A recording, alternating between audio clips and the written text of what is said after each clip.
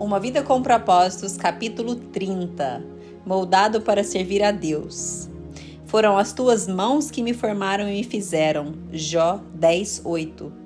O povo que formei para mim proclamou o meu louvor. Isaías 43:21. Você foi moldado para servir a Deus. Deus formou cada criatura neste planeta com uma qualificação especial. Alguns animais correm, outros saltam, outros escavam e outros voam.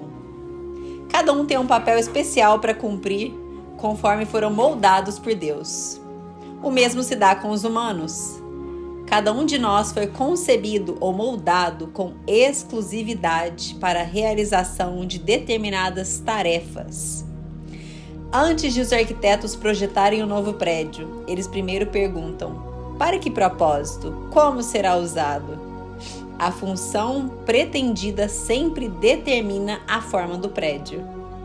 Antes de Deus o criar, Ele decidiu que papel queria que você desempenhasse na Terra.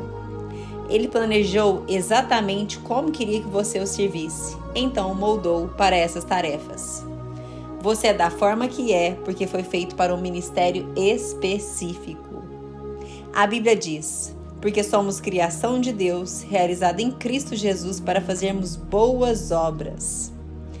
A palavra poema vem da palavra grega traduzida por criação, manufatura. Você é uma obra de arte feita manualmente por Deus. Você não foi feito em uma linha de montagem de produção em massa, sem ter sido objeto de reflexão. Você é uma obra-prima, exclusiva e feita sob medida. Deus propositalmente moldou e formou você para servi-lo de um modo que torne o seu ministério singular. Ele cuidadosamente misturou o coquetel de DNA que o criou. Davi louvou a Deus por essa magnífica atenção pessoal aos detalhes.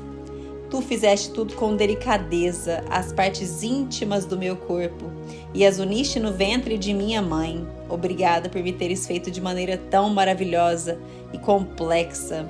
O teu trabalho é maravilhoso. Como disse Ethel Waters, Deus não faz porcaria. Deus não apenas o moldou antes do seu nascimento, mas planejou cada dia de sua vida para favorecer o seu processo de formação. Davi continua: cada dia de minha vida foi gravado no teu livro. Cada momento foi determinado antes mesmo que um só dia tivesse acontecido. Isso significa que nada que tenha ocorrido em sua vida é insignificante. Deus usa toda a sua vida a fim de moldá-lo para o seu ministério com relação aos outros e formá-lo para o seu serviço perante Ele. Deus jamais desperdiça coisa alguma. Ele não lhe daria habilidades, interesses, talentos, dons, personalidade e experiências de vida, a menos que pretendesse usá-las para sua glória. Identificando e compreendendo esses fatores, você pode descobrir a vontade de Deus para a sua vida. A Bíblia diz que você é especial e admirável. Você é uma combinação de múltiplos fatores. Para ajudar a lembrá-lo de 5 desses fatores, criam um simples acróstico, FORMA, F-O-R-M-A, FORMA. Neste capítulo e no próximo, daremos uma olhada nesses 5 fatores. E em seguida explicarei como descobrir e usar a forma, ou forma, que Deus lhe deu. Como Deus lhe dá forma para o ministério. Toda vez que Deus nos dá uma missão, Ele nos equipa com o que precisamos para realizá-la. A combinação sob medida de suas capacidades é a sua forma. F. Formação espiritual. O. Opções do coração. R. Recursos pessoais. M. Modo de ser. A. Áreas de experiência. Forma. Esclarecendo sua formação espiritual. Deus dá a todo crente dons espirituais para serem usados no ministério. São habilidades especiais concedidas por Deus para servi-lo e são concedidas somente aos crentes. Seus dons são parte importante da sua formação espiritual. A Bíblia diz: quem não tem o Espírito de Deus não pode receber os dons que vêm do Espírito.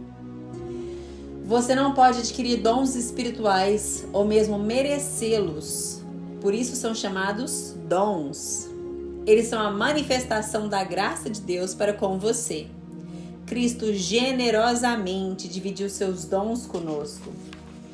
Nem é você quem escolhe os dons que gostaria de ter. É Deus quem os determina. Paulo explicou.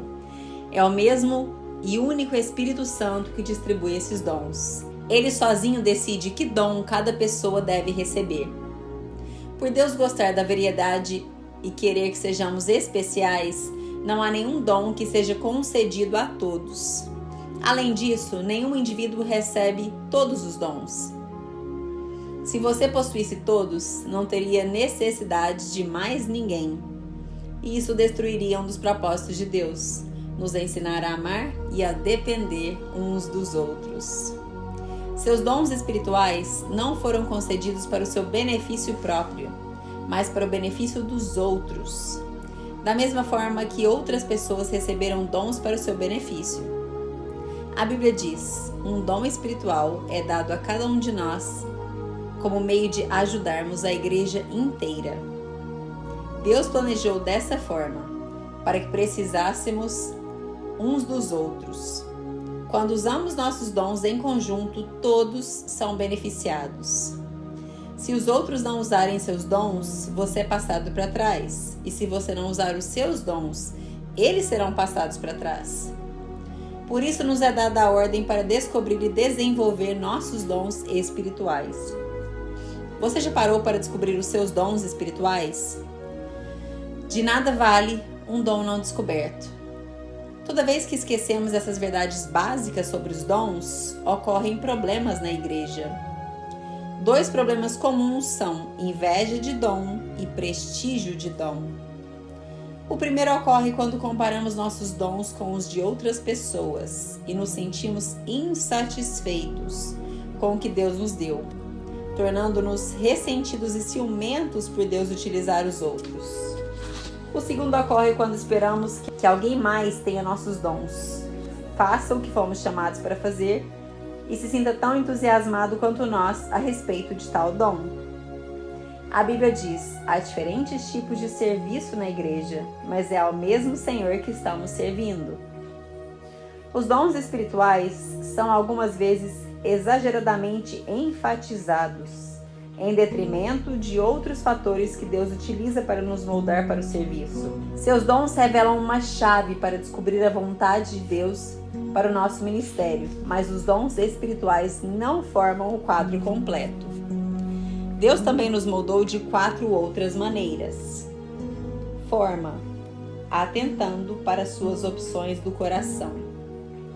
A Bíblia usa o termo coração para descrever o lote de desejos, esperanças, interesses, ambições, sonhos e afeições que você possui. O coração representa a fonte de todos os seus estímulos, o que você ama fazer, os seus interesses e o que mais lhe importa. Ainda hoje usamos a palavra nesse sentido, quando dizemos: eu te amo de todo o meu coração.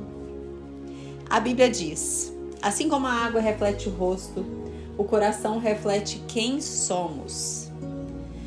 Seu coração reflete o verdadeiro você, o que você verdadeiramente é, não o que os outros pensam que você é ou que as circunstâncias o forçam a ser. Seu coração determina o porquê de você dizer as coisas que diz, sentir-se como se sente e agir da forma que age. Fisicamente, cada um de nós tem um batimento cardíaco exclusivo. Assim como temos impressões digitais, padrões de íris e de voz singulares, nosso coração bate com padrões sensivelmente diferentes. É magnífico que, apesar dos bilhões de pessoas que já viveram, ninguém jamais tenha tido um batimento cardíaco exatamente igual ao seu. Do mesmo modo, Deus deu a cada um de nós um compasso emocional único, que dispara quando pensamos em assuntos, atividades ou circunstâncias que nos interessam. Nós instintivamente importamos-nos com algumas coisas e desconsideramos outras. são pistas de onde deveríamos estar servindo. Outra palavra para o coração é paixão. Existem certos assuntos que lhe despertam paixão e outros para os quais você não liga a mínima. Algumas experiências te entusiasmam e prendem sua atenção, enquanto outras te desanimam ou matam de tédio. Elas revelam a natureza do seu coração. Enquanto você crescia, deve ter descoberto que se interessava intensamente por alguns assuntos que não despertavam o menor interesse em sua família. De onde vieram esses interesses? Vieram de Deus. Deus tinha um propósito em lhe dar esses interesses inatos. Seu compasso emocional é a segunda chave para a compreensão de sua capacitação para o serviço. Não ignore seus interesses. Imagine como eles podem ser usados para a glória de Deus. Há uma razão para que você goste de fazer essas coisas. A Bíblia nos manda continuamente servir ao Senhor com todo o coração. Deus quer que você o sirva apaixonadamente e não por obrigação. As pessoas raramente se destacam em tarefas que não apreciam ou que não lhes desperte paixão. Deus quer que você use seus interesses naturais para servir a Ele e aos outros. Ouvir os impulsos internos pode indicar-lhe o ministério que Deus tenciona que você tenha. Como você sabe quando está servindo a Deus de todo o coração? O primeiro sinal revelador é o entusiasmo. Quando você está fazendo o que ama fazer, ninguém precisa motivá-lo, desafiá-lo ou inspecioná-lo. Você o faz pelo mero prazer.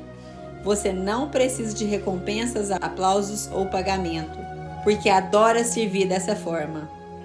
O oposto também é verdade.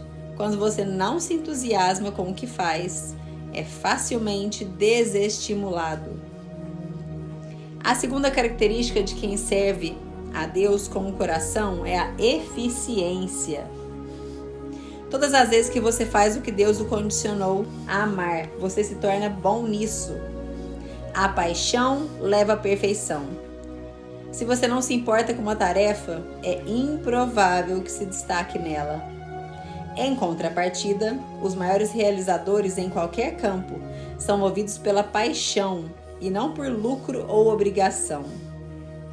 Todos já ouvimos dizer: arranjei um emprego que odeio para ganhar bastante dinheiro, então algum dia saio e vou fazer o que eu gosto. Isso é um grande erro. Não desperdice a sua vida em um emprego que não exprima o que vai em seu coração. Lembre-se, as maiores coisas da vida não são as coisas. O significado é muito mais importante do que o dinheiro. O homem mais rico do mundo certa vez falou: uma vida simples no temor do Senhor é melhor que uma vida rica com uma tonelada de dores de cabeça. Não se conformem em apenas alcançar uma boa vida, porque uma boa vida não é boa o suficiente. No fim das contas, ela não satisfaz. Você pode ter muito do que viver e ainda assim não ter para que viver. Em vez disso, almeje a vida melhor, servir a Deus de forma que exprima o que está em seu coração. Chegue a uma conclusão sobre o que você gosta de fazer, o que Deus lhe colocou no coração para fazer. E então faça isso para a glória de Deus. 30º dia, pensando sobre meu propósito. Um tema para reflexão. Eu fui moldado para servir a Deus. Um versículo para memorizar. Deus age por intermédio de homens e maneiras diferentes, mas é o mesmo Deus que atinge seus propósitos mediante todos eles. 1 Coríntios 12:6. Uma pergunta para meditar: de que modo posso me ver servindo a outras pessoas apaixonadamente e gostando de servir? Conclusão do 30º dia. Que capítulo mais lindo! Que capítulo mais esclarecedor! Realmente todos nós somos criados com um propósito e para um propósito, que é servir. Mas nós precisamos descobrir como servir. Todos nós somos criados para servir. Todos nós somos criados para servir. Mas nós precisamos entender em qual área Deus quer que nós sirvamos. Qual área? O que você gosta? O que você gosta? Quais seus dons? Quais dons você reconhece? Dons naturais? Dons que você desenvolveu? Quais seus dons e talentos, os naturais e os que você desenvolveu e ficou bom? Você canta bem? Você toca bem? Você fala bem? Você organiza as coisas, as finanças, organiza festas? O que você é bom para fazer? Você é bom para liderar os outros, para falar o que eles têm que fazer? Quais seus dons e talentos? Pense aí. Pense aí. Pense nos seus dons e talentos. Nós precisamos estarmos atentos àquilo que Deus nos deu e aptidões que Ele nos deu para desenvolvermos e que nós ficamos bons. E então depois vamos para as coisas que nós gostamos. O que é que você gosta? O que você poderia fazer a vida inteira se não precisasse de dinheiro? O que você faria a vida inteira com muito amor, sem precisar ser pressionado, sem precisar ser cobrado, cobrada? O que você faria? O que você realmente ama? Anote, anote. E nós continuamos no 31º dia. Que Deus te abençoe.